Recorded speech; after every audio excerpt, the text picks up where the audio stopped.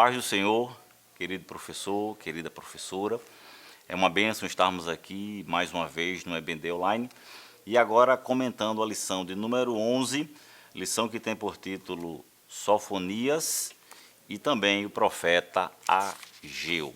Os objetivos da nossa lição é apresentar a mensagem de alerta anunciada por Sofonias a respeito do dia do Senhor, ressaltar a mensagem de Ageu quanto à necessidade de escolher as prioridades certas e, por fim, explicar que a manifestação da glória de Deus é consequência da santidade. A Bíblia de Estudo Pentecostal, ela fala acerca de Sofonias, né?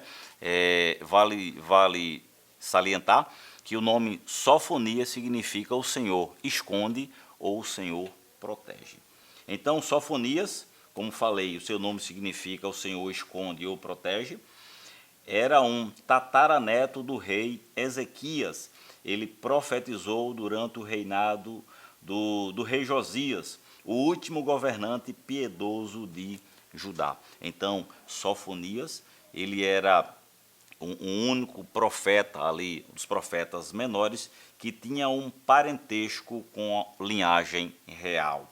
Ele era tataraneto do rei Josias, tá certo? Possivelmente era de Jerusalém e influía nas reformas religiosas do tempo do rei Josias, tá certo? Então, começamos assim. O tema central da profecia de Sofonias. O profeta Sofonias, como já falei, ele era tataraneto do rei Ezequias e ele teve um papel muito importante. No reinado do rei Josias, né? A maioria de suas mensagens anunciava que Deus traria juízo contra os pecados de Jerusalém, assim como Naum, assim como Abacuque e também o profeta Sofonias anunciaram o juízo de Deus contra Judá, contra Jerusalém, contra o reino do sul.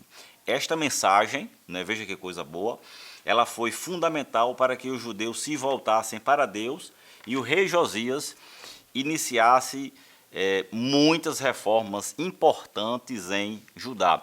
O rei Josias, a sua história está lá, você vai ver isso aqui com mais clareza no segundo livro dos reis, capítulo 22, não é?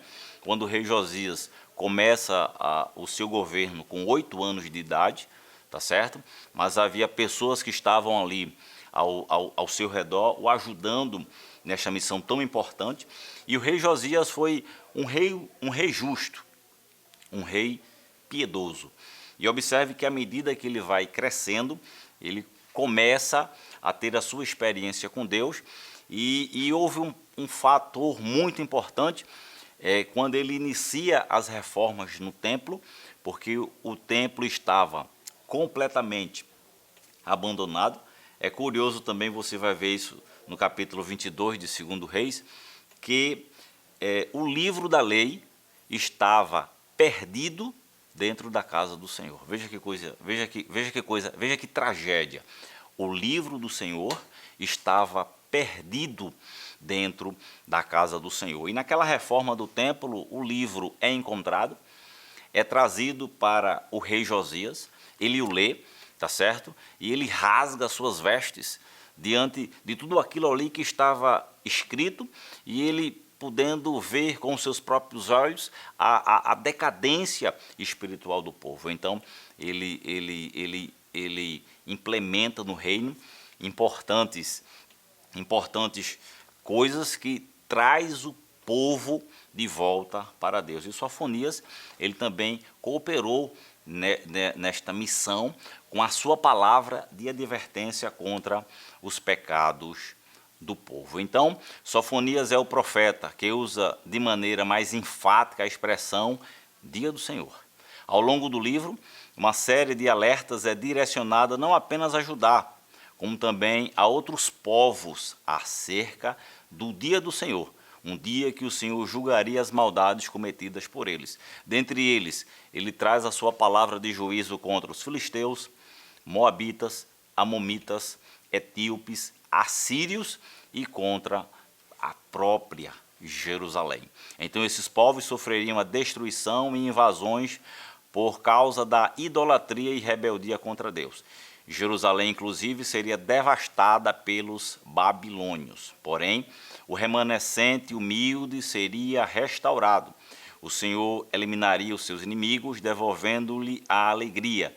E assim, conforme prometido, Deus trouxe de volta os cativos, dando-lhe um novo nome entre os povos da terra. Sofonias capítulo 3 e o versículo 20. Então, assim como Naum, assim como Abacuque, não é? Sofonias agora também traz a sua palavra de advertência contra diversos povos, não só contra Jerusalém, contra Judá, contra o Reino do Sul.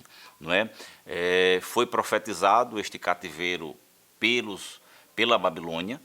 Jeremias profetizou que eles passariam 70 anos no cativeiro, mas depois regressariam, que foi o que realmente aconteceu, cumprindo-se assim a palavra do Senhor. Então, incentive os seus alunos a lerem o profeta Sofonias, que é uma bênção de Deus para todos nós, a compreensão do texto bíblico, tá certo? Então agora vamos falar um pouco sobre o profeta Ageu.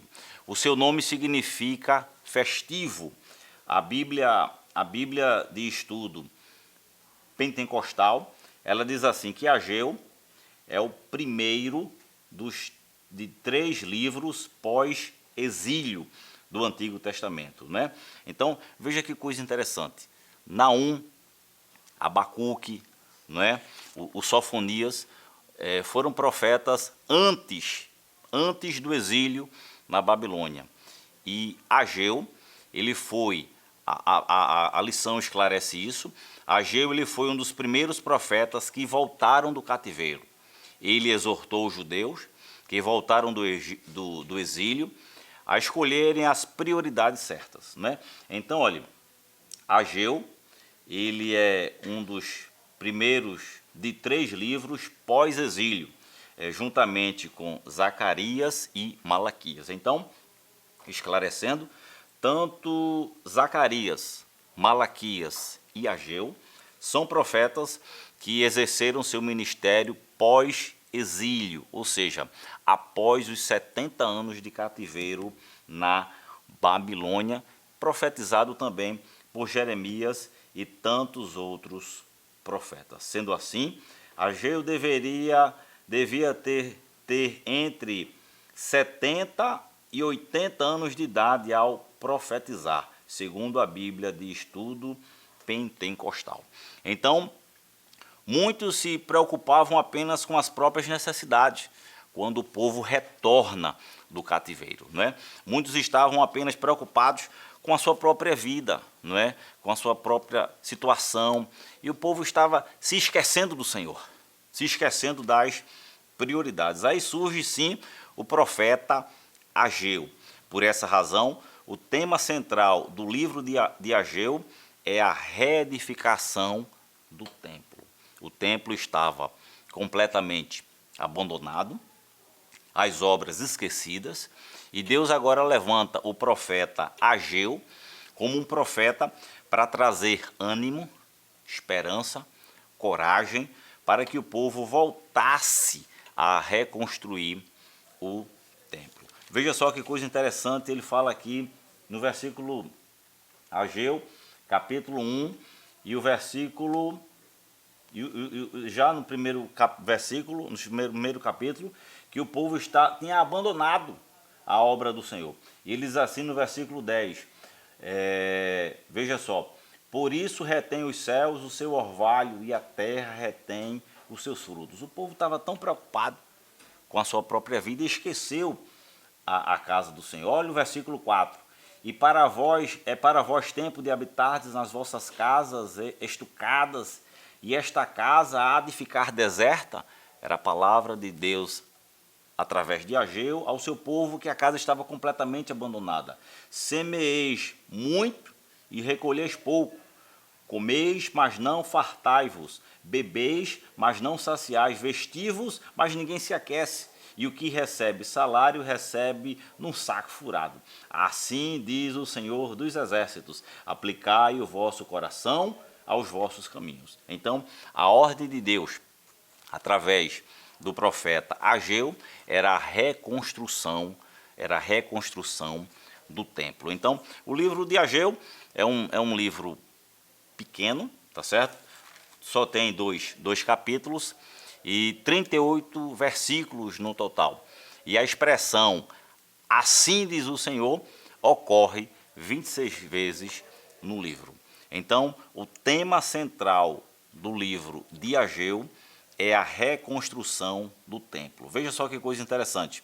Não é errado buscar melhorar a própria vida e de sua família. Não é errado de forma nenhuma. Trabalhe, estude, se esforce, tá certo? Tenha a sua família, a sua casa, o seu carro. Mas o problema está em fazer isso em detrimento da área espiritual, colocando o Senhor em segundo lugar.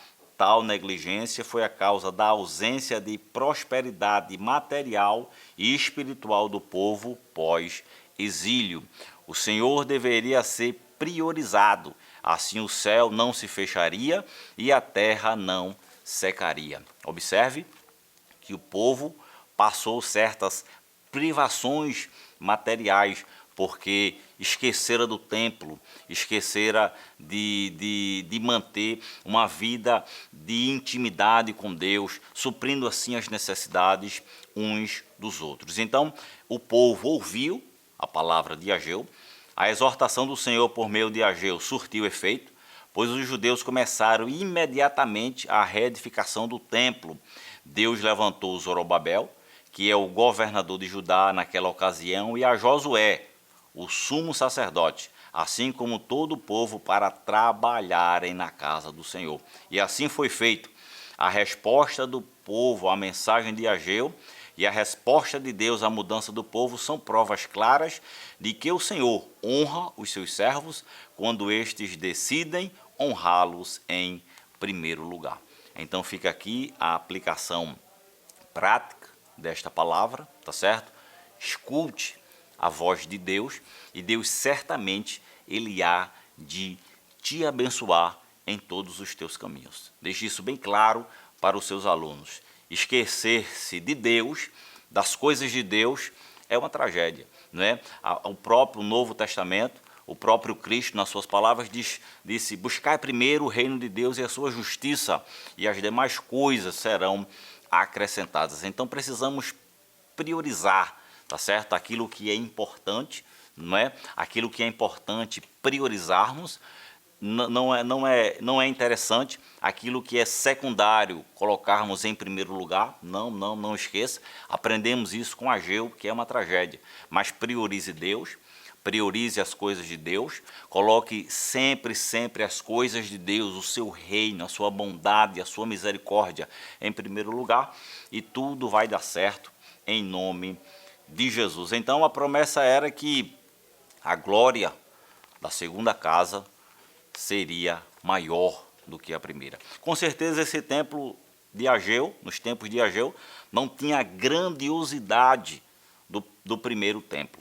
Mas o que importa não é a grandiosidade do templo, não é o belo material do templo, mas sim é a presença de Deus, é a glória de Deus, é a presença do Espírito Santo que faz tudo valer a pena. Não importa se adora a Deus em um grande templo, cadeiras acolchoadas, no ar-condicionado, tudo muito bonito, tudo belo, mas não importa se em um grande templo ou se numa casa pequena, numa casa alugada, num templo alugado, ou mesmo na sua casa, no aconchego do seu lar, da sua cama, do seu quarto. O que importa é a presença de Deus nas nossas vidas. Então, ele conclui a chamada à santidade em uma mensagem profética. Ele chama o povo para a santidade. Então, é uma lição muito importante, a chamada de Ageu, ele conclui, a santificação vinha acompanhada da promessa de Deus, pois a partir daquele dia o Senhor se comprometeu a abençoar o povo de maneira especial. Então, que Deus te abençoe, querido professor, que o teu ministério seja frutífero para a glória e o louvor do Senhor. Se compartilhe, curta e comente esta abençoada programação. Que Deus te abençoe. Que o conhecimento é capaz de mudar a vida de quem lê, a gente já sabe. E que livro você pode comprar em qualquer livraria. Mas nós transformamos 100% do nosso lucro em mudança de vidas, através da ação social, evangelismo e missões. Ao adquirir qualquer um de nossos produtos, seja presencial ou à distância, você está investindo em alguém. Na próxima vez que você for comprar livros ou artigos evangélicos, não vá em qualquer lugar. Vá na Livraria Arca Missionária. Uma nova história começa quando você compra aqui. Agora você pode fazer a sua contribuição através do Pix, uma operação rápida, segura e sem custos. Abra o aplicativo do seu banco, clique na opção Pix e em seguida vá na opção Transferência. Depois é só digitar a nossa chave Pix, que pode ser o nosso CNPJ 11 120 490 0001 86. Nosso e-mail contribua@eadalp.org.br ou nosso celular 81 98883 2755. Verifique se a contribuição é para a Igreja Evangélica Assembleia de Deus em Abreu Lima, Pernambuco. Confirme a transferência e depois siga o procedimento do seu banco. Anote nossas chaves Pix para não esquecer. CNPJ 11 120 490 0001 86. E-mail contribua@iadalp.org.br. Celular 81 98883 2755. Você está contribuindo para o crescimento da obra de Deus.